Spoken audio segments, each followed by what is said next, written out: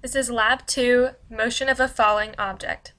The purpose of this lab is to observe motion of a falling object and show its motion follows Newton's second law by comparing position data predicted by a computational model and results data gathered from the tracker program.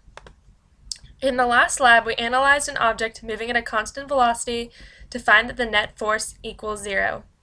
In this lab, the velocity of a falling object is not constant, so we can deduce that there must be some force acting on it.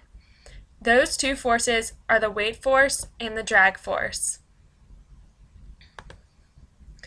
Weight force is the force exerted on an object by gravity that pulls the object towards the earth.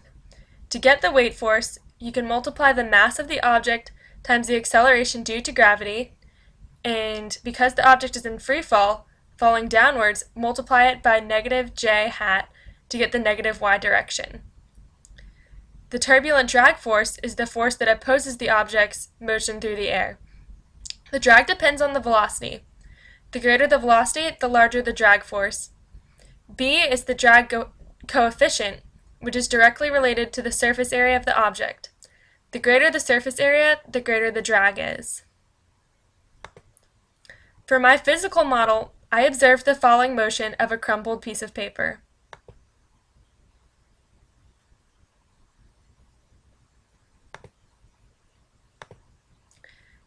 The initial position was negative 0.045 on the y-axis. The initial velocity was 0 because the object was at rest at t equals 0. G is the acceleration due to gravity, which is negative 9.8, and j hat is the unit vector of the positive y-axis. The object fell for 0.5 seconds. The weight is calculated by multiplying mass times acceleration due to gravity. The drag force is calculated by multiplying drag force coefficient by velocity squared. The net force comes from adding the weight and the drag force. The net force is then used in Newton's second law equation, which is also used to update the position of the ball. When the code is run, the model shows that as the velocity of the paper increases, so does the drag force.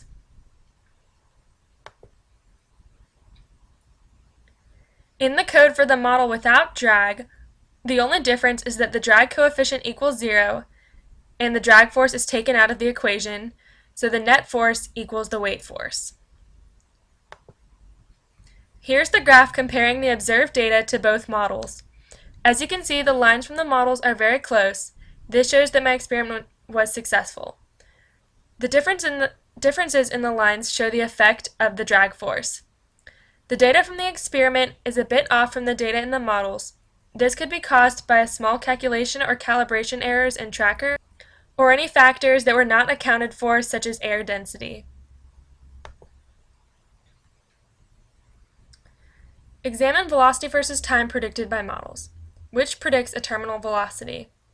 Terminal velocity is the velocity when the sum of the drag force and the force of gravity equals 0. Terminal velocity occurs when the net force equals 0. When the net force equals 0, that means that the initial velocity is equal to the final velocity. However, in both graphs, the velocity is changing over the duration of time measured, and neither truly predicts the terminal velocity. Imagine that the object was initially thrown downward.